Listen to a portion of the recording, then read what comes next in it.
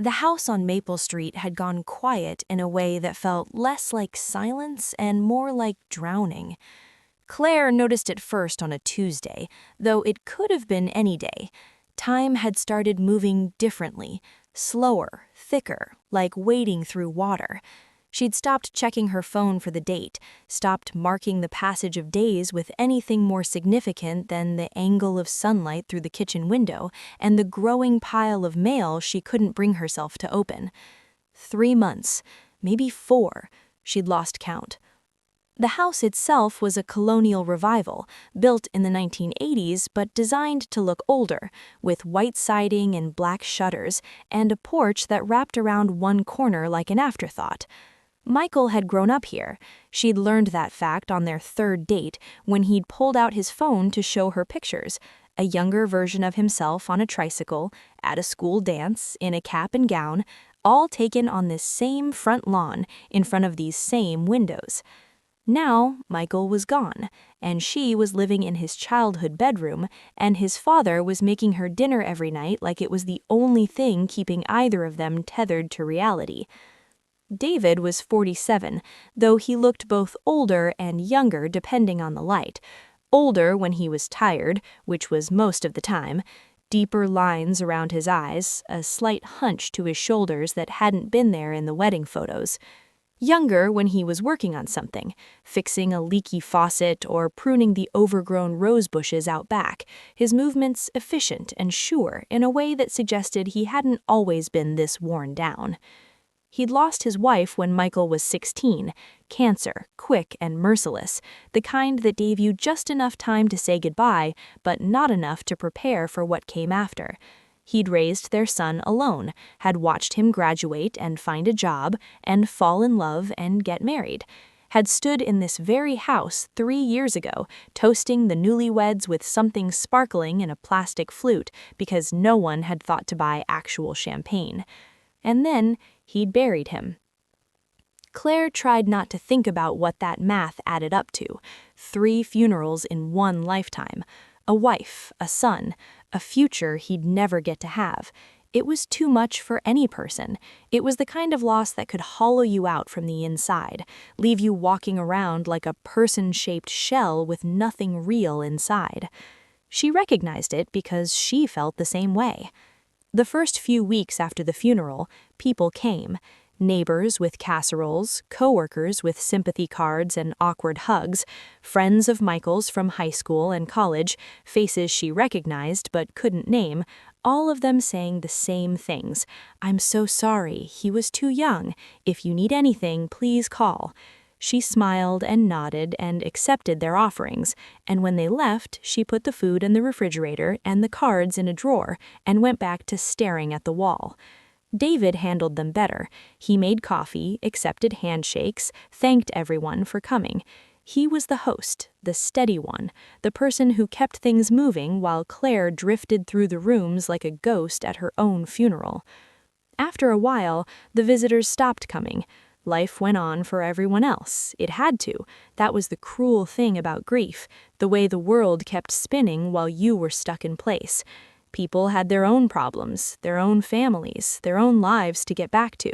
The casseroles stopped arriving, the texts became less frequent.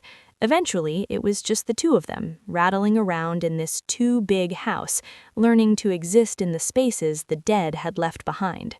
Dinner was at 7 every night. Not because they'd decided on a time, it had just evolved. David would start cooking around 6:30, the sounds of chopping and sizzling drifting up the stairs to wherever Claire happened to be hiding. By 7, the table would be set. 2 places, opposite ends, the 3rd chair pushed in against the wall where Michael used to sit. The food was always simple. Grilled chicken breast, maybe, or baked fish, rice, because David was Taiwanese American and rice was non-negotiable, vegetables, broccoli, green beans, whatever was on sale at the grocery store. Nothing fancy, but made with a consistency that bordered on ritual. Claire would come down when she smelled it, not because she was hungry, she was never hungry anymore, but because not coming down felt cruel. David had cooked for her. The least she could do was show up. They ate in near silence most nights. The television would be on in the living room, tuned to some news channel neither of them was really watching. The sound filled the space between them, made the silence feel less like an accusation. Sometimes David would ask her something. Did you sleep okay? Do you need anything from the store? Are you warm enough in your room? And she'd answer in as few words as possible. Yes. No. I'm fine. The words felt like lies every time, but he never called her on it. Sometimes she caught him watching her. Not staring exactly, just looking. A quick glance when she wasn't paying attention, checking to make sure she was still there, still breathing, still real. His eyes would flick toward her, hold for a beat too long, then dart away when she looked up. She understood it. She did the same thing to him. The first time she noticed the milk was maybe 2 weeks after the funeral. She'd been unable to sleep, a common occurrence, and had gotten up around 2 in the morning to find water. When she opened her bedroom door, she almost tripped over a glass sitting on the small table in the hallway. It was milk, warm somehow in a way that suggested it hadn't been there long. She stood in the doorway staring at it for a full minute, trying to understand where it had come from. Then she heard the floorboard creak at the end of the hall, soft footsteps retreating, a door closing just as softly. She picked up the glass. The warmth seeped through the ceramic into her palms, spread up her wrists, settled somewhere in her chest. She drank it standing there in the hallway, in the dark, and when she went back to bed, she slept better than she had in weeks. The next night, it was there again, and the night after that, and the night after that. She never acknowledged it, never thanked him, never mentioned it, never even looked at him differently during their silent dinners, but every night she drank that milk, and every night she felt something she couldn't name taking root inside her. The house had 3 floors, though the top one was mostly storage and an old home office David never used anymore. Claire's room was on the 2nd floor, across the hall from David's, with a bathroom between them that they shared but never at the same time. She'd learned his schedule without meaning to. He was up by 6, always, making coffee and reading the news on his phone while the sun came up.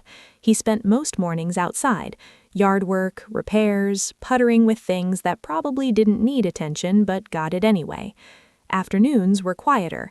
He'd sit in the living room with a book or watch old movies on the cable channels, the volume low. Evenings, he cooked. Nights, he left milk outside her door. It was a rhythm, a routine, something to hold on to when everything else felt like it was slipping away.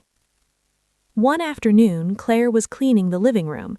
It wasn't necessary, the house was spotless, had been spotless for months, would stay spotless because neither of them did anything to make it dirty. But she needed something to do with her hands. She needed to feel useful, even if the usefulness was invented. David was in his usual chair, reading yesterday's newspaper. He always read yesterday's newspaper. It arrived in the morning, but he saved it for afternoons, like he needed to stretch his activities out to fill the endless hours. Claire was dusting the bookshelves when she dropped the remote. It slipped out of her hand, bounced off the edge of the coffee table, and skittered under the couch. She bent to retrieve it, her dress shifting as she reached, and when she straightened up, she felt his eyes on her. It wasn't a leer, it wasn't anything obvious or inappropriate, it was just a look. A glance that lasted a second too long before snapping away, his face flushing slightly as he buried himself back in his newspaper. The avoidance, the quick, almost guilty way he looked away, was somehow more intimate than any obvious attention would have been. It suggested that he'd caught himself doing something he shouldn't, that he thought of her as someone he needed to guard himself around. Claire stood there for a moment, remote in hand, feeling heat creep up her own neck. She should walk away. She should pretend nothing had happened. That was what they both did. Pretended, avoided, maintained the careful distance that kept them both safe. Instead, she said, "I think the batteries are dying." He looked up, startled. "What?" "The remote. It's not working right. Probably needs new batteries." He blinked at her, processing this mundane information, grateful for it. "I'll get some. There's a pack in the garage." "Thanks." She walked toward the kitchen, and she could feel him watching her go. Not looking, she couldn't have known, but she felt it anyway. The weight of attention, the awareness of being seen. That night, the milk tasted different. Or maybe she just imagined it. The glass of warm milk became the thing she waited for, not consciously, not in a way she would have admitted to anyone, least of all herself. But somewhere around 9:30 each night, Claire would start listening. Her ears would tune themselves to the sounds of the house, the settling of the foundation, the hum of the refrigerator, the distant rush of traffic on the main road, waiting for the specific pattern of footsteps that meant David was coming down the hall. He was quiet, always quiet. He moved like a man who'd learned not to take up space, not to impose himself on others. But she'd learned to recognize him anyway. The slight unevenness in his step from an old knee injury, the way he'd pause at the top of the stairs before coming down, the soft clearing of his throat, barely audible, like he was trying not to cough. And then the pause outside her door, the careful placement of glass on wood, the retreat. She'd wait until she couldn't hear him anymore, then open her door and take it inside. The warmth of it. God, the warmth. It was just milk. A glass of milk heated in the microwave for exactly 45 seconds. She'd timed it once, curious, and that was how long it took. It was nothing. It was everything. It was the only physical heat she'd felt in months that came from something other than her own body. She started paying closer attention to him after that, not in a creepy way, just noticing. The way his hands looked when he fixed things around the house, capable and sure. The way he'd sit in the living room at night with only one small lamp on, his shadow huge against the wall. The way he'd cough sometimes, a dry little sound, like he was apologizing for existing. He was lonely. She could see it now. His loneliness was different from hers, older, more practiced, more resigned. He'd been alone for 11 years before Michael died. 11 years of coming home to an empty house, eating dinner alone, sleeping alone. He'd gotten used to it, maybe, but that didn't mean he liked it. Now he had her. Not by choice, neither of them had chosen this, but here she was, another person in his house, another presence to adjust to, another person who might leave, eventually, the way everyone else had. She wondered if he thought about that, if he lay awake at night wondering when she'd decide to go, to move on, to start her life over somewhere else, if he was already preparing himself for the next loss. Once, she fell asleep with her light on. She'd been reading, or trying to read anyway, the words blurring together after a few pages, and had drifted off around 11. When she woke the next morning, the light was off. She knew it was him. He must have stood outside her door, waiting until he was sure she was deeply asleep. Then he'd cracked the door open, just enough, just a sliver, and reached in to flip the switch.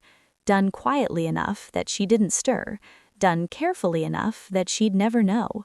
Except she did know. She knew because she could picture it.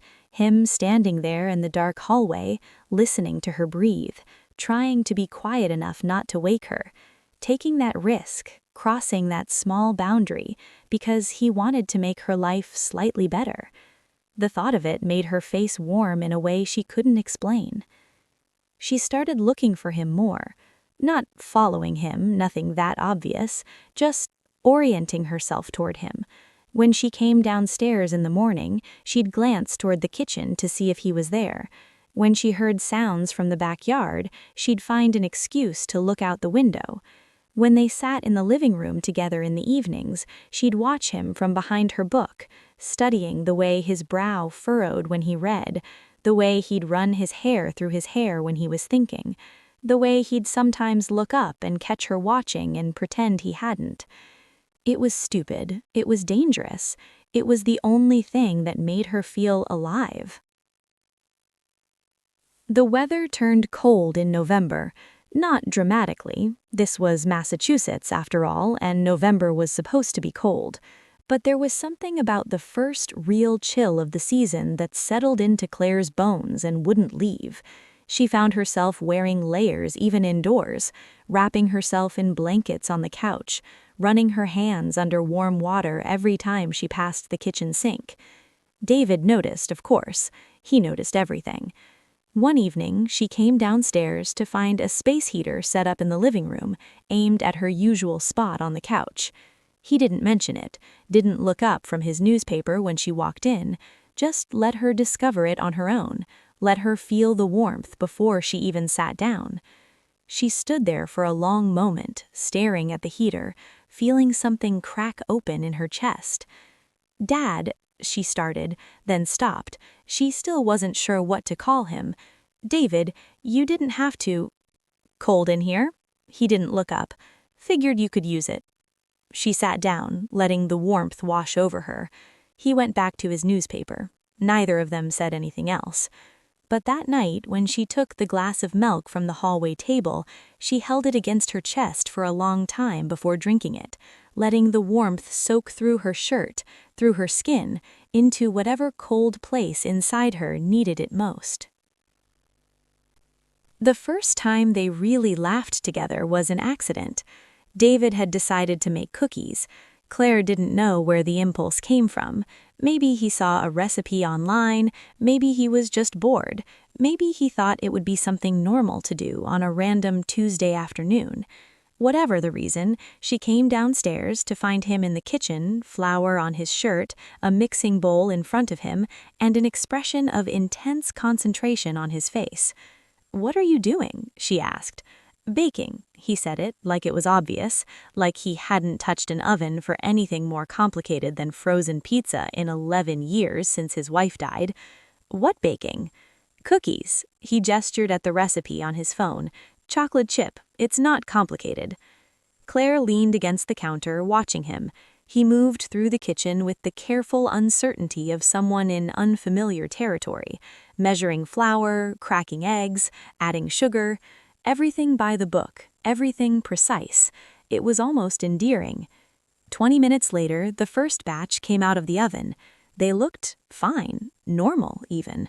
Golden brown, chocolate melted, the kind of cookies you'd see in a bakery window. David set them on the counter to cool, looking pleased with himself. See? Not complicated.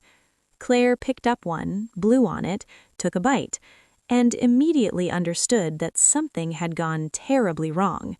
The texture was fine, chewy, soft, exactly what a chocolate chip cookie should be, but the taste, there was no taste. Or rather, there was taste, but it was all wrong, flat, bland, like someone had forgotten to include the one ingredient that made cookies worth eating. She chewed, swallowed, stared at the cookie in her hand. "What?" David asked. "Is it bad?" She took another bite just to be sure. Same result. "Did you follow the recipe exactly?" "Exactly." He picked one up, took a bite himself, chewed, frowned, chewed some more. Then his face changed. Understanding dawned, followed by embarrassment, followed by something that looked almost like amusement. "I forgot the sugar," he said. Claire stared at him. "You forgot the sugar." "I followed the recipe for everything else, I guess I skipped that line." "You made cookies with no sugar." "I made cookies with no sugar." For a moment they just looked at each other. Then Claire felt something building in her chest, a pressure, a warmth, a release she hadn't felt in months. It started as a smile, then became a laugh, then became full-on, can't breathe, tears streaming down her face laughter. David watched her for a second, surprised, and then he was laughing too. Not his usual restrained chuckle, a real laugh, rough and rusty from disuse, but genuine. He laughed until he had to lean against the counter, until his face was red, until they were both gasping for air. "Oh my God," Claire managed, wiping her eyes. "You made cookies with no sugar." "I made cookies with no sugar." "They're terrible." "I know. We have an entire batch of terrible cookies." "We do." They looked at the cookies, looked at each other, started laughing all over again. That night, dinner was takeout from the Thai place down the street, and the cookies sat on the counter like evidence of something Claire couldn't quite name. A failure. A mistake. The funniest thing that had happened to her in months. When she went to bed that night, the glass of milk was there, as always. She drank it slowly, savoring the warmth, and when she closed her eyes, she could still hear David laughing. The rain started around midnight. Not a gentle rain, a proper storm, the kind that rattled windows and made the gutters overflow and turned the backyard into something that looked more like a small lake. Claire lay in bed listening to it, watching the shadows of water move across her ceiling, feeling the cold seep through the walls despite the heat. She couldn't sleep. This wasn't unusual, she couldn't sleep most nights, but tonight was different. Tonight, the rain seemed to be calling something out of her, some deep loneliness she'd been trying to keep buried. It was loud and insistent, demanding attention, refusing to be ignored. She thought about Michael, about the way he'd always sleep through storms, completely unbothered by the thunder while she lay awake clutching the blankets, about how he'd tease her in the morning, scared of a little rain, and she'd throw a pillow at him and they'd both laugh, about how she'd give anything now to have him next to her, even if she couldn't sleep, even if the storm kept her awake all night. The rain got louder. She thought about David in the room across the hall. Was he awake too? Was he lying there listening to the same rain, thinking about his own losses? His wife, gone so long now that maybe the sharp edges of grief had worn smooth? His son, gone too soon, leaving a wound that would never fully heal. His daughter-in-law, trapped in this house with him, both of them pretending they weren't drowning. The glass of milk he'd left earlier sat empty on her nightstand. She'd drunk it hours ago, but she could still feel the warmth of it in her memory, the way it had spread through her chest like a small fire. She needed to move. She needed to do something, anything, to escape the pressure of her own thoughts. Claire got up, pulled on a sweater over her pajamas, and opened her door. The hallway was dark except for the small light above the stairs, the one David always left on, the one that made the house feel less empty. She went down quietly, planning to make tea, to stand in the kitchen and watch the rain through the window until she felt calm enough to try sleeping again. But when she reached the first floor, she saw him. David was sitting on the back porch. The glass door was closed, but she could see him through it, a dark shape in the darkness, outlined by the occasional lightning. He was just in a thin shirt, no jacket, sitting on the old wicker chair that had been there since before she moved in. His shoulders were hunched forward, his head slightly bowed, his whole body a picture of exhaustion and grief. He looked, in that moment, like a man carrying something too heavy for any person to bear. Claire stopped in the kitchen doorway, frozen by the sight of him. This wasn't the quiet, capable man who fixed things and left warm milk outside her door. This was someone stripped bare, someone who'd forgotten to hide, someone who'd come out here in the middle of a storm because he couldn't stand being alone inside his own head. She should go back upstairs. She knew she should. This was private. This was his. But she couldn't move. Instead, she found herself filling the electric kettle, taking down 2 mugs, searching the cabinet for the ginger tea she knew was there somewhere. Her hands moved without her permission, making decisions her brain hadn't authorized. The water boiled, she poured it over the tea bags, watching the liquid darken, feeling the heat radiate from the mugs. Then she opened the sliding door. The rain sound doubled instantly, loud, overwhelming, the kind of noise that made you feel small. Cold air hit her face, carrying the smell of wet earth and ozone. David turned at the sound of the door, his face startled, caught off guard. "Dad?" Her voice was barely audible over the storm. "You'll freeze out here." He stared at her for a moment, his eyes adjusting to her presence. Then something in his face softened, not quite a smile, but close. "Claire, couldn't sleep either?" She stepped onto the porch, the wood cold under her bare feet, and set one of the mugs on the small table beside him. The steam rose between them, carrying the sharp smell of ginger. "Here, drink this." He looked at the mug, then at her. His eyes stayed on her face longer than was probably safe. But tonight, in the rain, with the storm around them and the grief between them, safety didn't seem to matter that much. "Thank you," he said. His voice was rough, raw, like he'd been crying or holding back tears for hours. His hand trembled slightly as he reached for the mug. Claire sat down in the chair across from him. For a long time, neither of them spoke.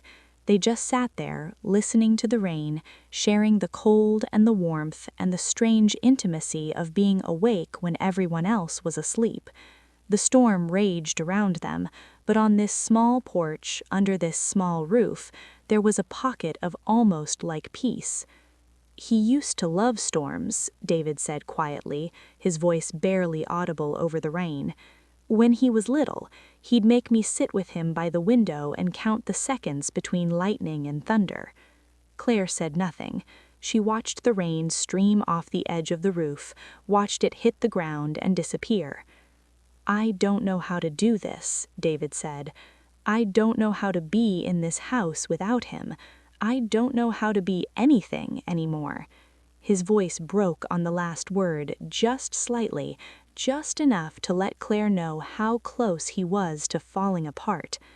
Claire looked at him then, really looked, past the surface, past the roles they played for each other. She saw a man who'd lost everyone he loved, who'd been alone for years and was now more alone than ever, who was trying so hard to be strong for her that he was forgetting to be strong for himself. "Me neither," she said. He met her eyes. Something passed between them. Not words, not quite understanding, but recognition. The acknowledgement of two people who'd been thrown together by tragedy and were doing their best not to drown. "Dad," she said it again, testing the weight of it. "You're not alone in this. I'm here too." He looked away toward the rain, but not before she saw his jaw tighten, saw him swallow hard. When he spoke again, his voice was steadier. I know you are." They sat in silence until the rain began to let up. Claire's tea went cold, untouched. David's mug sat empty beside him, the ginger warmth long gone. When she finally stood to go back inside, she paused beside his chair. She wanted to say something meaningful, something that would capture the strange importance of this moment, but she couldn't find the words. Instead, she reached out and touched his shoulder, just lightly, just for a second. His shirt was damp from the mist, cold against her fingers, but underneath it she could feel the warmth of his skin, the solid reality of him. He didn't move, didn't pull away, didn't acknowledge it at all except for a slight exhale, like he'd been holding his breath and had finally let it go. Claire went back inside, up the stairs, into her room. She lay in bed staring at the ceiling, the ghost of his warmth still on her fingertips. She knew, somehow, that everything had changed. After that night, the invisible thread between them tightened. Not in a bad way, more like they'd both acknowledged something that had been there all along, and now they could stop pretending it didn't exist. The tension between them wasn't negative anymore. It was just there. A constant awareness of the other person, a sensitivity to each other's presence that made ordinary moments feel charged. Claire started noticing more about him, the way his hands looked when he worked, not just capable but almost graceful, moving with precision and care. The way he'd pause at the top of the stairs sometimes, looking out the window at nothing, lost in thought. The way he'd hum under his breath when he thought no one could hear, old songs she didn't recognize. She noticed the tiredness under his eyes, the way it never quite went away no matter how much he slept.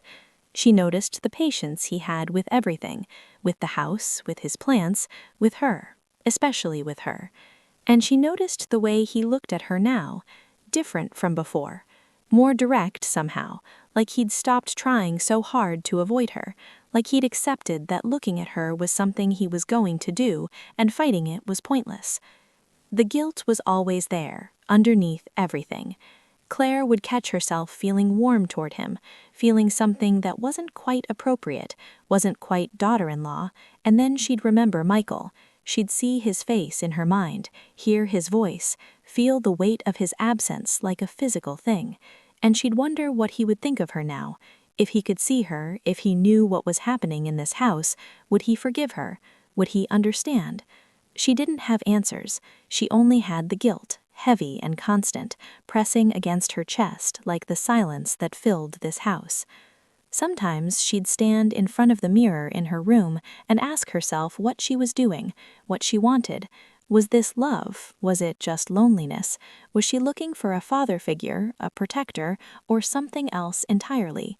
She didn't know. She only knew that when David was near her, she felt less alone, and when he wasn't, she counted the minutes until he would be. The fever hit her on a Tuesday. Claire woke up with her head pounding, her body aching, her throat raw. She tried to get up, tried to make it to the bathroom for water, but the moment she stood, the room tilted and spun. She grabbed the doorframe, breathing hard, her vision swimming.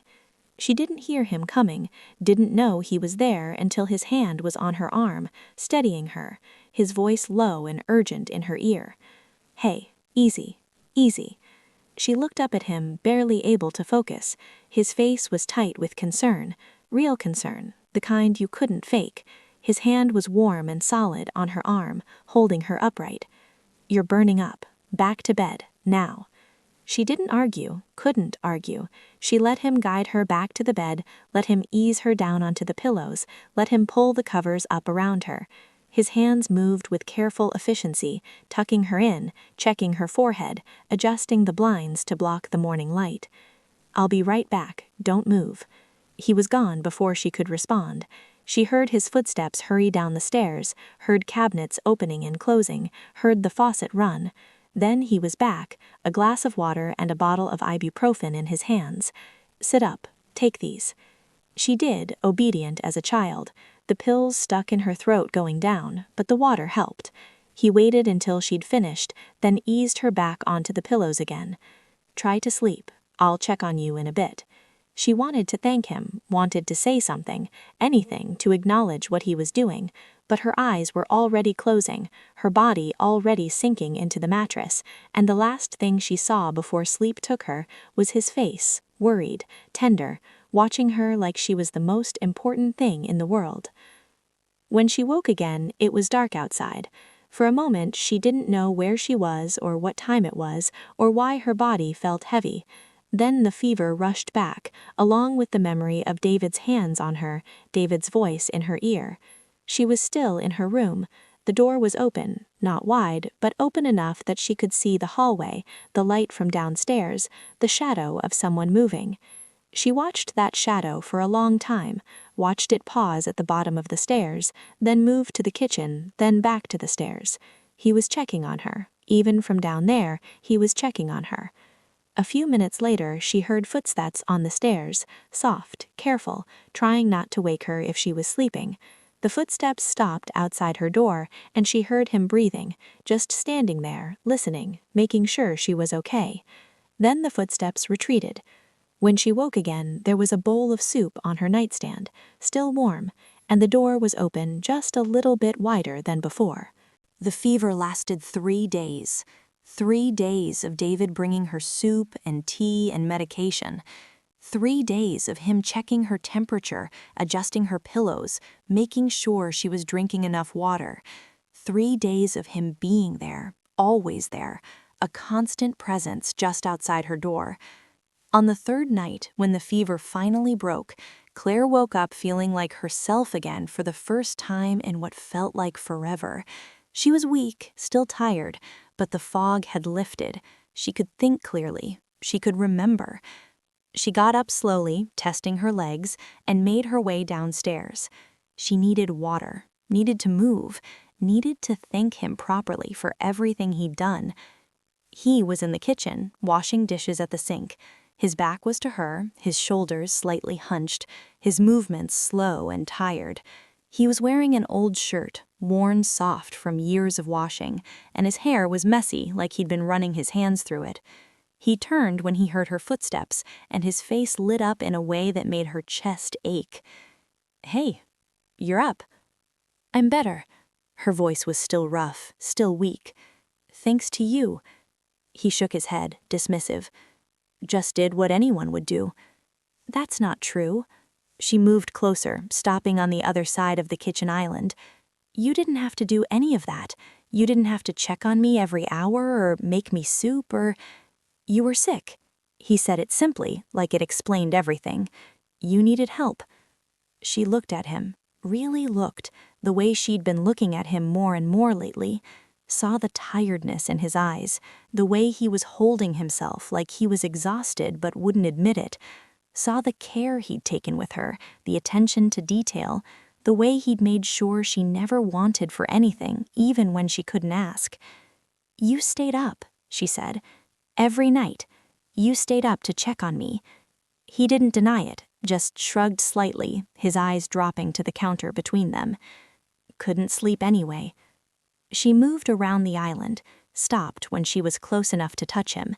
He looked up at her, surprised by her nearness, and for a moment, neither of them moved. Then, without thinking, without planning, Claire leaned forward and rested her head against his shoulder.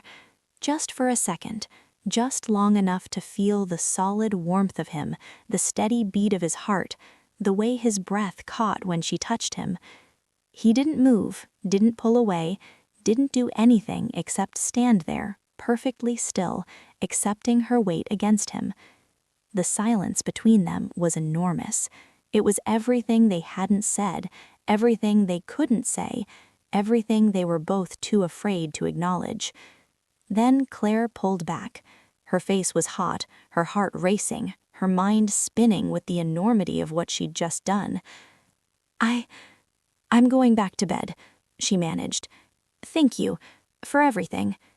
She fled up the stairs before he could respond. In her room, she pressed her hands to her burning cheeks and tried to breathe. She'd crossed a line, she knew she had, but even as the guilt washed over her, even as she thought of Michael and everything she was betraying, she couldn't make herself regret it. The warmth of David's shoulder was still on her cheek, the sound of his breathing was still in her ears, and somewhere in the house below her, she knew he was still standing in that kitchen, still feeling the ghost of her against him, still wondering what came next. The door to her room was open a crack when she finally looked. Just a crack, just enough. She didn't close it. After she recovered, everything was different. Not dramatically. They still ate dinner together, still moved around each other with careful politeness, still maintained the appearance of normalcy. But underneath, the current had shifted. The thread between them had tightened into something else, something harder to ignore. Claire found herself watching for him constantly, listening for his footsteps, his voice, the small sounds of his presence that filled the house in ways she'd never noticed before. She'd linger in the kitchen when he was there, find excuses to be in the same room, invent reasons to touch things he'd just touched. She knew it was wrong. She knew it every moment of every day, but knowing didn't change anything. One Saturday, they went to the cemetery together. It was tradition now. Every other weekend, they'd drive to the plot where Michael was buried, where his mother was buried beside him, and they'd clean the headstones and leave flowers and stand in silence for a while. It was the one thing they did together outside the house, the one ritual that acknowledged their shared loss. This time, Claire wore a thin sweater that wasn't warm enough for the morning chill. She stood by the car, arms wrapped around her, trying to not shiver as David locked the front door and walked toward her. He stopped when he reached her, looked at her arms, at the goosebumps on her skin, at the way she was hunched against the cold. "That's not enough," he said, not a question. "I'll be fine." He didn't argue, just walked past her to the car, opened the door, and waited for her to get in. But before she did, he stopped her with a hand on her arm. "Wait." He shrugged off his jacket, an old khaki thing worn soft, still warm from his body, and held it out to her. "Put this on." She stared at it. At him, at the way he wouldn't quite meet her eyes, like he knew how intimate this gesture was, how far beyond normal father-in-law behavior it fell. "Dad, I can't." "Just put it on." His voice was gentle but firm. "It's cold. The walk's long. Put it on." She took the jacket. It was heavy in her hands, warm from his body, smelling faintly of wood and coffee and him. She pulled it on, and the warmth enveloped her immediately, sinking through her thin sweater, settling against her skin like an embrace. He was already in the car, staring straight ahead, giving her privacy to compose herself. They drove to the cemetery in silence. At the graves, they worked side by side, cleaning the headstones, pulling weeds, arranging the fresh flowers they'd brought. David moved quietly, efficiently, his breath misting in the cold air. Claire watched him from the corner of her eye, noticing how his shoulders seemed to hunch under an invisible weight, how his hands lingered on the stones, like he was touching something precious. When he finished, he stood front of his son's grave, head bowed, saying something silently that Claire couldn't hear. She moved closer, stopped beside him, looked at the names carved into the stone, Michael David Chen, beloved, son and husband, and felt the familiar ache in her chest. Then she reached out and put her hand on his shoulder, not the way she had that night on the porch, tentative and brief. This was different, firm, steady, meant to communicate something real. She was here, she understood, she wasn't going anywhere. He looked at her, and for a moment she saw everything in his eyes, the grief, the loneliness, the confusion, the warmth, and underneath all of it, something else, something that looked almost like hope. "Dad, it's going to be okay." He didn't answer, just reached up and covered her hand with his, pressing it against his shoulder for a long moment before letting go. They stood like that, in front of the graves of the people they'd lost, holding on to each other in the only way they could. Then, because the silence was too much, because they both needed something to break the weight of the moment, Claire said, "You know, Michael used to tell me about the time you caught him trying to bury a popsicum in the backyard so it would grow into a popsicle tree. He was 6. He'd watched some cartoon about magic beans, wouldn't stop talking about it for weeks. You yelled at him." "I did. Told him he was being ridiculous, that wasn't how things worked. Then I went out that night and dug it up myself so the ants wouldn't get it. He never knew." Claire laughed, a real laugh, surprising her. "He never knew because you never told him." "Some things you keep to yourself." They walked back to the car in silence, but it was a different silence now, lighter, shared. When Claire took off his jacket to give it back, he shook his head. "Keep it, you're still cold." She wore it home, wrapped in his warmth, feeling something shift inside her that she couldn't name and couldn't stop. The visitor came on a Friday afternoon. Linda was a distant cousin of David's late wife, the kind of relative who showed up at funerals and weddings but otherwise existed in the background of family life. She was in her 50s, practical and direct, the sort of person who said exactly what she thought and expected everyone to appreciate her honesty. Claire had never liked her much. They were sitting in the living room, drinking tea, making the kind of small talk that fills space without meaning anything. David was there too, quiet as always, letting Linda do most of the talking. After a while, Linda put down her cup and fixed Claire with a look that meant she was about to say something important. "Claire, sweetheart, you've been here almost 7 months now. That's a long time for a young woman to be stuck in a house with her father-in-law." Claire's hand tightened on her cup. "I'm not stuck. I know, you're grieving. We're all grieving. But you're 28 years old. You have your whole life ahead of you." Linda leaned forward, her voice taking on a conspiratorial tone. "I know someone, a man named Stephen, works in finance, very stable, very nice, divorced, no kids, looking for the right person. I could introduce you." The words hung in the air like smoke. Claire couldn't speak, couldn't move. couldn't look at David, who she knew was sitting perfectly still in his chair, his tea forgotten in his hands. "I'm not," she started, but Linda cut her off. "Just think about it, that's all I'm asking. You can't stay here forever. It's not healthy for either of you." Before Claire could respond, David's voice cut through the room. "Linda." It was just her name, but the way he said it, quiet, firm, absolute, stopped everything. Linda looked at him, surprised by the interruption. "Claire knows what she needs. She doesn't need anyone deciding for her." He set down his cup, the clink of ceramic against wood loud in the sudden silence. "She's been through enough. We both have. She'll figure out her own path when she's ready." Linda's mouth opened, then closed. She looked between them, her sharp eyes narrowing slightly, like she'd noticed something she couldn't quite name. "Well," she said finally, "I was just trying to help." No one responded. The silence stretched, uncomfortable and heavy, until Linda made her excuses and left. That night, Claire couldn't sleep. She lay in bed, staring at the ceiling, replaying the afternoon in her head. The way David had stepped in, had spoken for her, had drawn a line around them that Linda couldn't cross. He'd protected her. He'd claimed her almost, not in a romantic way, but in the way you claim someone who belongs to you, who you'll defend against the world. She got up around midnight, restless and aching, and went downstairs for water. He was in the kitchen, sitting at the small table, a glass of water in front of him, his face half lit by the dim light over the stove. He looked up when she came in, unsurprised, like he'd been waiting for her.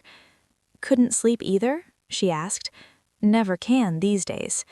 She got her water and sat across from him. The table was small. They were close, closer than they'd been since that night on the porch.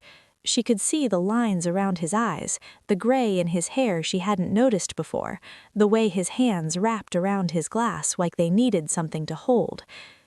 "Dad," she said softly, testing the word, "what you said to Linda today, thank you." He shook his head slightly. "Didn't say anything that wasn't true." "You didn't have to say it at all. You could have let her keep talking, let her think I was being difficult." She paused, then added, "You stood up for me." He looked at her then, really looked, and she saw something in his eyes that made her breath catch. It wasn't desire exactly, it was something deeper, something more complicated.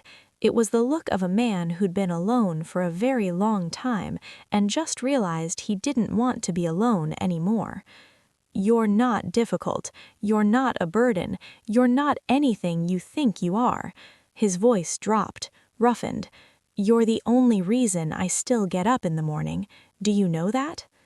The words landed like stones in still water. Claire couldn't speak, couldn't breathe, could only sit there staring at him, feeling everything she'd been trying to suppress rise up and fill her chest. She reached across the table, not to touch him, just to be closer, to bridge the space between them with her hand resting on the wood, inches from his. He looked at her hand, then her face, then back at her hand like he was trying to decide something. "You should go back to bed," he said finally, but his voice was soft, and he didn't move, and neither did she. "In a minute."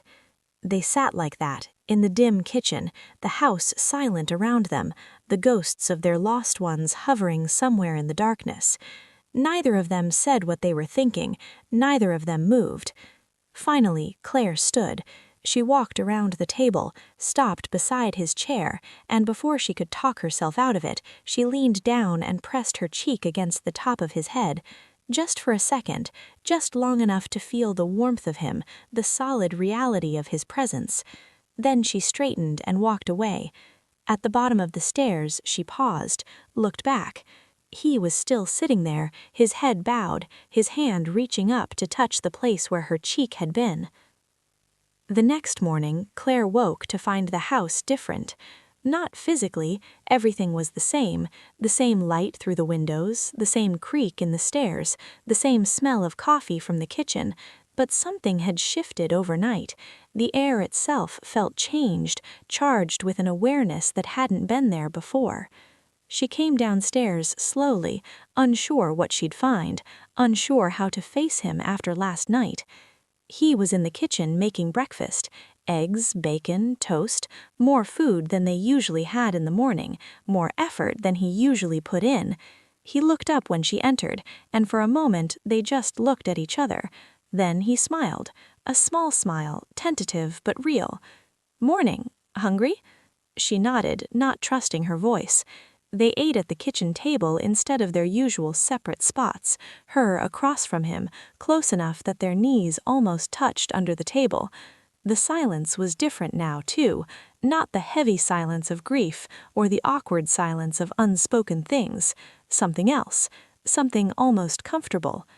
Halfway through breakfast, Claire set down her fork. "Dad," she'd been using that word more and more, testing it, finding that it fit differently now. "I want you to know something." He looked up, waiting. "I'm not going anywhere," she said it firmly, meeting his eyes. "Not because I have nowhere else to go, not because I'm stuck, because I want to be here, because—" She trailed off, unsure how to finish. But she didn't need to finish. The look on his face told her he understood. He reached across the table and took her hand, just held it, his rough fingers wrapped around hers, his thumb moving slightly against her skin. It was the first time he'd initiated touch, the first time he'd crossed that line himself. "Good," he said simply, "because I want you here too." They sat like that for a long moment, hands joined across the table, the morning light falling across them both. Neither of them mentioned Michael, neither of them mentioned the word that hung unspoken between them, love or something like it, something too complicated and dangerous to name. But for now, that was enough. That night, the glass of milk appeared outside her door as always, but this time, when Claire opened her door to get it, David was still there, standing in the hallway, waiting, his face half lit by the small lamp on the stairs. She looked at him, looked at the glass in her hand, looked back at him. "Thank you for always doing this." He nodded, said nothing. Then, slowly, carefully, she held the glass to him, an offering, an invitation. He took it, set it down on the table, and then, with the same slowness, the same care, he reached out and took her hand. They stood in the hallway, holding hands, the house silent around them. No one else was here. No one else would ever know. This moment belonged only to them. "Claire," his voice was rough, barely above a whisper, "I don't know what this is. I don't know what we're doing. Neither do I. But I know I don't want to lose you." She squeezed his hand. "You won't." They stood there for another minute, maybe two. Then gently he released her hand and picked up the glass again. "Drink your milk. Get some sleep." She took the glass. The warmth seeped into her palms, spread up her wrists, settled somewhere deep in her chest. "Good night, Dad." "Good night, Claire." She went into her room and closed the door, not all the way, just enough. And when she lay in bed drinking the warm milk, she knew he was still out there, standing in the hallway, waiting until he was sure she was okay. Some things didn't need to be said. Some things were better left in the space between them, in the quiet, in the warmth of a glass of milk, and the presence of another person who understood. Winter settled over Massachusetts like a held breath. The days grew shorter, the nights longer, the cold more persistent. Snow came in December, not the dramatic storms that made the news, but a steady accumulation that turned the world white and muffled every sound.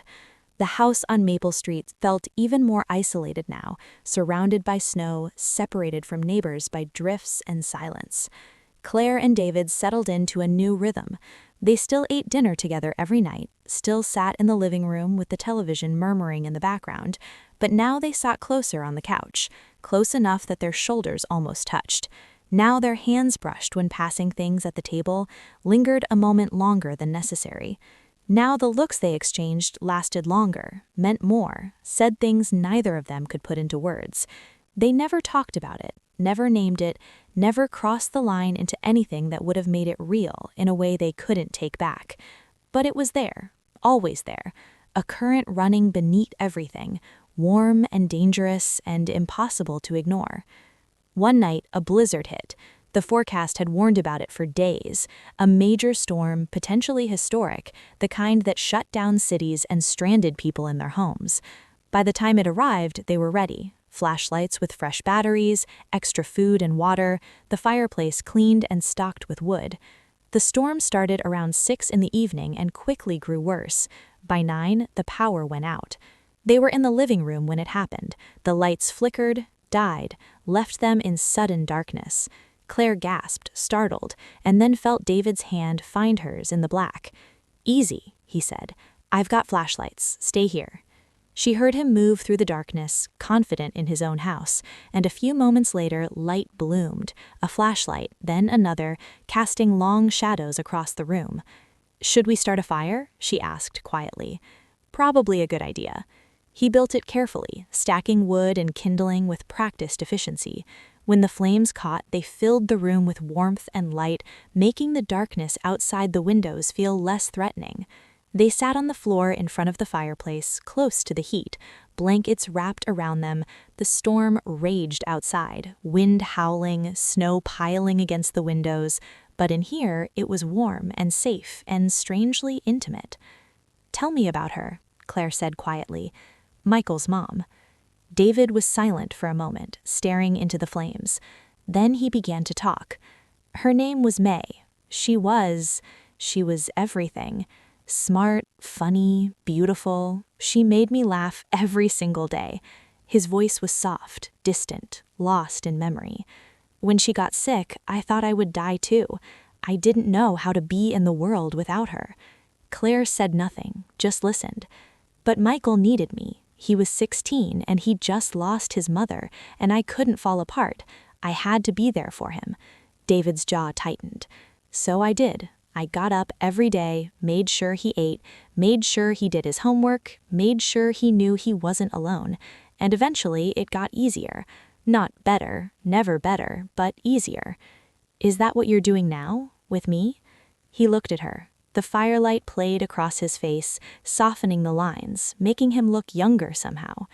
"Maybe," he said. "Maybe it's the only thing I know how to do. Take care of people. Make sure they're okay." She reached out and took his hand. It was warm from the fire, rough from years of work, solid and real in hers. "I'm okay, because of you." He squeezed her hand, didn't let go. They sat like that for a long time, holding hands in front of the fire, while the storm raged outside and the house settled around them, and the world shrank to just this room, just this moment, just the two of them. The power came back sometime in the night. Claire woke on the couch, wrapped in blankets, disoriented. The fire had burned down to embers, glowing orange in the darkness. And David was beside her, asleep, his head resting against the back of the couch, his hand still loosely holding hers. She watched him for a moment, watched his chest rise and fall, watched his face relax in sleep, watched the way the dying firelight played across his features. She didn't move, didn't want to wake him, didn't want to break this moment. Eventually, she fell asleep too. In the morning, they woke together, still holding hands, and neither of them mentioned it. Some things didn't need to be said. January brought a thaw. The snow melted slowly, revealing the dead grass underneath, the world transitioning from white to brown in that ugly in-between stage that preceded spring. The days grew slightly shorter, the nights longer, the cold slightly less brutal, and with the change in weather came a change in the house. Claire started going outside more, walking around the neighborhood, exploring the small town she'd barely seen since moving in. She'd wave at neighbors, smile at kids playing in their yards, feel the sun on her face for the first time in months. She was healing. She could feel it happening, slowly, like ice melting. And David was part of it, a big part, maybe the biggest part. His presence, his care, his quiet steadiness had given her something to hold on to when she had nothing else. One afternoon, she came back from a walk to find him in the backyard, working on the garden. His wife's garden, she realized, the one that May had planted years ago, that David had maintained ever since. She watched him through the window for a while, watched him pull weeds, turn soil, examine the sleeping plants for signs of life. He moved with the same careful attention he brought to everything, treating each plant like something precious. She went outside to join him. Need help? He looked up, surprised, then smiled. Sure, grab those pruning shears. They worked side by side in the weak January sun, not talking much, just sharing the space. It felt good, normal almost, like something people in real life did on weekend afternoons. May loved this garden, David said, not looking up from what he was doing. Spent hours out here, used to say it was the only place she could think clearly. It's beautiful. It was. I've let it go a bit. He paused, considering. Maybe this year I'll bring it back, plant some new things. That sounds nice. He looked at her then, a long look that made her heart skip. You could help, if you want. Learn about gardening. I'd like that. They went back to work, but something had shifted. A new possibility, a new future, a new way of being together that didn't depend on grief or loss or the absence of others. The garden, Claire thought, might be exactly what they needed. Something to nurture, something to watch grow, something that belonged to the future instead of the past. That night, as they ate dinner together, Claire found herself thinking about the months ahead. Spring, then summer, then fall. A full cycle of seasons in this house. A full year of learning to live again. Dad, she said, setting down her fork. He looked up. I've been thinking about the garden, about staying. He waited. I want to be here, not just surviving, actually living. I want to help with the garden and maybe get a job and... She trailed off, unsure how to say the rest. But he understood. He always understood. That's good, he said quietly. That's really good. They smiled at each other across the table, and for the first time in a very long time, the silence between them felt like peace. Spring came slowly, then all at once. One day the trees were bare, the next they were covered in pale green buds. The garden woke up. Crocuses first, then daffodils, then the first tentative shoots of things Claire couldn't name. She spent hours out there with David, learning, helping, watching the world come back to life. They planted new things together, tomatoes, peppers, herbs, things you could eat, things that required care and attention. Claire found herself looking forward to the time in the garden, the quiet companionship, the satisfaction of watching things grow. The milk continued every night, the door remained open just a crack, the looks between them lingered, warm and complicated and full of things neither of them could say. But something had changed. The tension that had been between them, that electric, dangerous thing, had softened into something else, something that felt almost like peace, like acceptance, like the beginning of something new instead of the shadow of something lost. One evening in late spring, they sat on the back porch together watching the sun set over the garden. The wicker chairs had been moved closer together at some point, Claire wasn't sure when, and their shoulders almost touched as they sat. "Thank you," Claire said quietly. "For what?" "For everything. For being here. For not giving up on me." David was silent for a moment. Then he reached over and took her hand, just held it, warm and solid in the gathering dark. "Thank you for staying," he said. They sat like that, holding hands, watching the sky turn orange and pink and then purple. The garden spread out before them, full of life and possibility. The house stood behind them, full of memories and ghosts and the weight of everything they'd lost. But here, in this moment, there was only this: two people holding on to each other, finding their way forward together. Summer arrived, hot and humid, the kind of weather that made you grateful for air conditioning and cold drinks and the shade of the big oak tree in the backyard. Claire got a job. Nothing fancy, just part-time at a local bookstore, helping customers, stocking shelves, the kind of work that kept her busy without demanding too much. It felt good to be out of the house, to interact with people, to have somewhere to go and something to do. David seemed proud of her. though he didn't say much, just asked about her days, listened to her stories, and made sure she had dinner waiting when she got home. Life had become almost normal. Almost. The thing between them, whatever it was, hadn't gone away. It had just settled into something quieter, more patient. They still sat close on the couch, still held hands sometimes in moments when words weren't enough, still exchanged looks that meant more than they should. But they never talked about it, never named it, never crossed whatever line would have made it real in a way they couldn't take back. Some nights, Claire lay awake wondering if this was enough, if she could spend the rest of her life in this house, with this man, in this beautiful, complicated, impossible situation, if wanting more would be asking too much, risking too much, destroying everything they'd built. She didn't have answers. She only had the quiet certainty she wasn't ready to leave, wasn't ready to give this up, wasn't ready to go back to being alone. One night in late spring, they sat on the porch again watching fireflies blink in the gathering dark. The air was thick with humidity, heavy with the smell of cut grass and honey listle. "Dad," Claire said, not looking at him, "do you ever think about the future?" He was quiet for a moment. "Sometimes." "What do you think about?" "I think about you," he said, softly, honestly. "I think about whether you'll stay, whether you should stay, whether I'm keeping you here because I need you or because it's what's best for you." She turned to look at him. His face was half in shadow, lit only by the faint glow from the kitchen window. "I stay because I want to," she said, "not because you need me, because I need you." He met her eyes. The fireflies blinked around them, tiny sparks of light in the darkness. Claire. Just her name, but it held everything. She reached for his hand. He took it, held it, didn't let go. They sat like that until the fireflies stopped blinking and the stars came out and the night wrapped around them like something precious and fragile.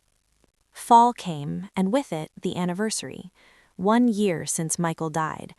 Claire woke that morning with the weight of it pressing on her chest, making it hard to breathe. She'd known it was coming, had dreaded it for weeks, and now it was here. A day that meant nothing to the world, but everything to her. She came downstairs to find David already in the kitchen. He'd made coffee, set out breakfast, done all the normal things, but his face was pale, his eyes shadowed, and she knew he was feeling the same weight. They didn't talk about it, not directly, but when she sat down at the table, he reached across and squeezed her hand, and that was enough. Later, they drove to the cemetery together. The leaves had turned, brilliant red and orange against the gray sky. They walked to the graves in silence, carrying flowers, and stood together in front of the headstones. Michael David Chen, beloved son and husband. His mother's name beside his. 2 graves, 2 losses, 2 people who should have had more time. Claire knelt and arranged the flowers she'd brought. David stood behind her, one hand on her shoulder, a silent presence. She didn't cry. She'd done enough crying. Instead, she talked to him, to Michael, inside her head, telling him about the past year, about the garden, about the bookstore, about the strange, complicated life she'd built in his absence. "I hope you're not angry with me," she thought. "I hope you understand. I hope you know that I loved you, that I'll always love you, that nothing will ever change that. But I'm still here, I'm still alive, and I have to find a way to keep living." When she stood up, David was watching her. His eyes were wet, though he hadn't made a sound. "Ready?" he asked. She nodded. They walked back to the car together, close enough that their shoulders brushed, and when they got home, they sat on the porch for a long time, not talking, just being together. The day passed, the weight lifted slowly, imperceptibly. By evening, Claire felt something she hadn't felt in a year, not peace exactly, but acceptance, the knowledge that she would survive this, that she was surviving it, that she wasn't alone. That night, the milk was there as always. She drank it slowly, holding the warmth in her hands, feeling it spread through her chest. Then she did something she'd never done before. She walked across the hall and knocked on David's door. He opened it after a moment, surprise on his face. He was in his pajamas, his hair rumpled, his eyes still red-rimmed from the day. "Claire? Are you okay?" She nodded. I didn't want to be alone tonight." He looked at her for a long moment, then he stepped aside. "Come in." She did. They sat on his bed, not lying down, just sitting, side by side, shoulders touching. The lamp on his nightstand cast a soft glow. The house was quiet around them. "I keep thinking," Claire said, "about what he would want, for us, for me." David didn't answer, just waited. "I think he'd want me to be happy, to not spend the rest of my life grieving." She paused. "I think he'd want us both to be happy." "Maybe," David's voice was soft. "I don't know. I can't speak for him. No one can." She leaned her head against his shoulder. "But I have to believe that. I have to believe he'd understand." They sat in silence for a long time. Eventually, Claire felt herself getting sleepy, the emotional exhaustion of the day finally catching up with her. "I should go back to my room," she murmured. "You can stay." His voice was quiet, careful. "Just sleep, nothing else." She considered it, waited. Then she nodded. They lay down on opposite sides of the bed, a careful distance between them. Claire closed her eyes, listening to the sound of his breathing, feeling the warmth of his presence. For the first time in a year, she slept through the entire night without waking. In the morning, they woke to sunlight streaming through the windows. For a moment, Claire didn't remember where she was. Then she felt the weight of the blankets, the unfamiliar pillow, the warmth of another body nearby. She turned her head. David was awake, looking at her, a small smile on his face. "Morning," he said. "Morning." They lay there for a moment, not moving, not speaking. The sunlight moved across the bed, golden and warm. Somewhere outside a bird was singing. "I should go," Claire said, but she didn't move. "You should." He didn't move either. Finally, she sat up, ran her hair through her head, tried to compose herself. David sat up beside her. "Claire," his voice was serious now, "last night, that was... I know. I don't want you to think." "I don't," she met his eyes. "I know what it was. I know what it wasn't. It was just sleeping, being together, not being alone." He nodded slowly. "Yeah, that's what it was." She reached out and touched his face, just briefly, just enough to feel the warmth of his skin. Then she stood up and walked to the door. At the threshold, she paused, looked Ack. "Thank you," she said, "for everything." He smiled, that rare, real smile that transformed his whole face. "Always." She went back to her room, back to her bed, back to her life. But something had changed. Something had shifted, quietly and permanently, into a new shape. They didn't talk about that night, didn't need to. It was just another thing between them, another layer of the complicated, beautiful, impossible connection they'd built. And somehow, that was enough. The seasons turned again. Fall became winter. Winter became spring. The garden grew and bloomed and produced and died back, then grew again. Claire kept working at the bookstore, made friends with her coworkers, started to feel like she actually had a life in this small Massachusetts town. David kept being David, quiet, steady, always there. The milk continued every night, though now sometimes she'd open her door to find him standing there, and they'd talk for a few minutes before she went to sleep. Small things, day-to-day things, the comfortable conversation of people who knew each other deeply. They still didn't talk about what they were, what this was. Maybe they never would. But on a warm evening in late spring, sitting on the porch watching another sunset, Claire realized something. She was happy. Not the giddy happiness of new love or the comfortable happiness of an easy life. Something deeper, something harder won.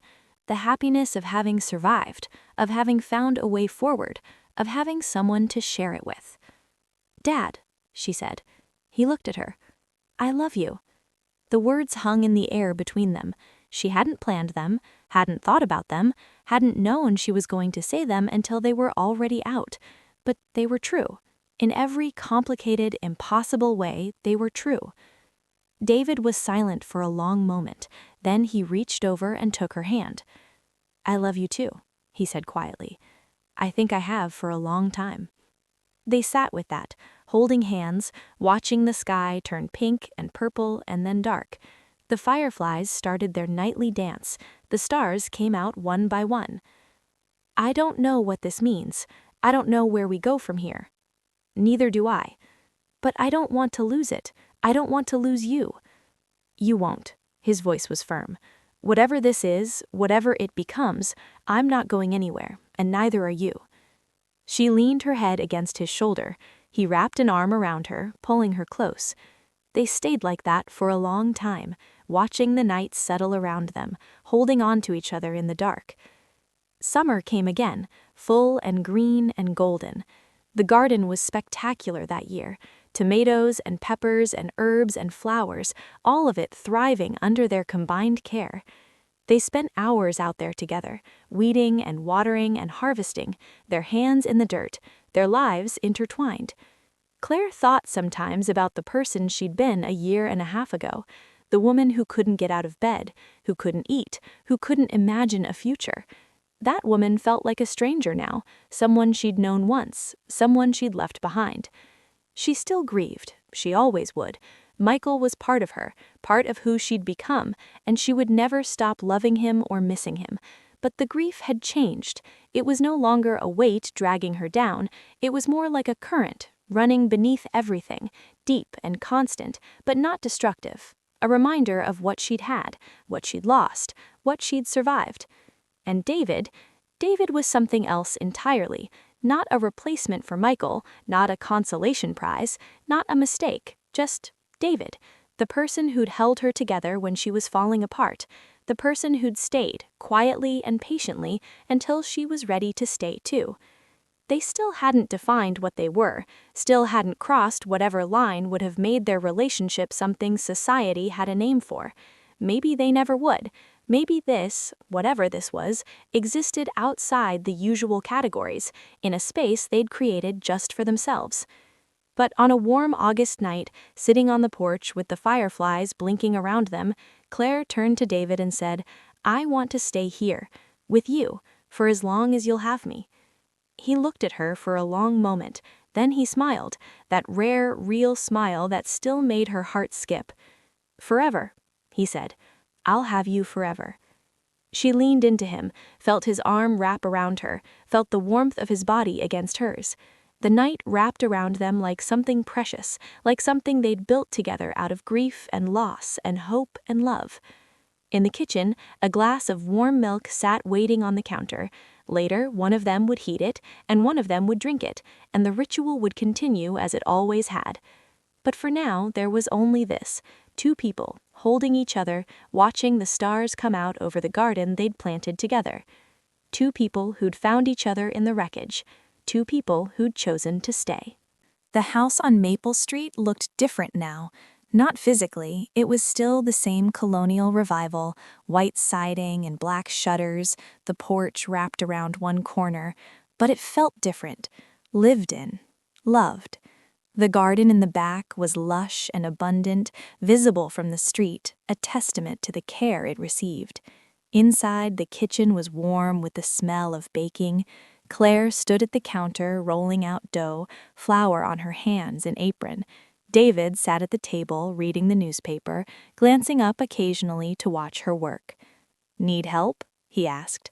"You'll just forget the sugar again." He laughed, a real laugh, easy and frequent now. "That was one time, 2 years ago, and I'll never let you forget it." He stood up, came over to stand beside her. She leaned into him briefly, a small acknowledgement, before going back to her work. They'd settled into something over the past 2 years, something that worked for them, even if it didn't have a name. They were partners in every way that mattered, shared the house, shared the garden, shared the cooking and cleaning and the small routines of daily life. They slept in separate rooms still, but sometimes one of them would wander to the other's door and they'd sit and talk for hours, or just be together in the dark. It wasn't conventional. It wasn't anything either of them had expected, but it was theirs, and it was real, and it was enough. Later that afternoon, they drove to the cemetery. It was Michael's birthday. He would have been 32. They went every year on this day, bringing flowers, spending time with the graves. It was important to both of them, a way of keeping him present, of making sure he wasn't forgotten. They stood together in front of the headstone, hands loosely linked. The sun was warm, the sky blue, the grass green around them. "Hey, Michael," Claire said quietly. "It's us. We're okay. We're doing okay." David squeezed her hand. "I miss you. I'll always miss you. But I'm not sad anymore. Not the way I was. I hope that's okay. I hope that's what you wanted." David spoke then, his voice rough. "You'd be proud of her. Of us. We've built something good, son. Something you'd approve of." They stood in silence for a while longer, then together they turned and walked back to the car. That evening, they sat on the porch watching the sunset. The garden was in full bloom, tomatoes ripening on the vines, herbs scenting the air. Fireflies were just beginning to appear, blinking in the gathering dusk. "Dad?" Claire said. He looked at her. "I'm glad I stayed." He smiled, that smile she'd come to love, that she saw more and more often now. "I'm glad you did too." She leaned her head against his shoulder. He wrapped his arm around her, pulling her close. The night settled around them, warm and soft and full of small sounds, crickets, distant traffic, the creak of the wicker chair. Somewhere inside, a glass of milk sat waiting on the counter. But for now, there was only this. Only them, only the quiet between them, full of everything they'd been through and everything they'd become. And it was enough. It was more than enough. It was everything.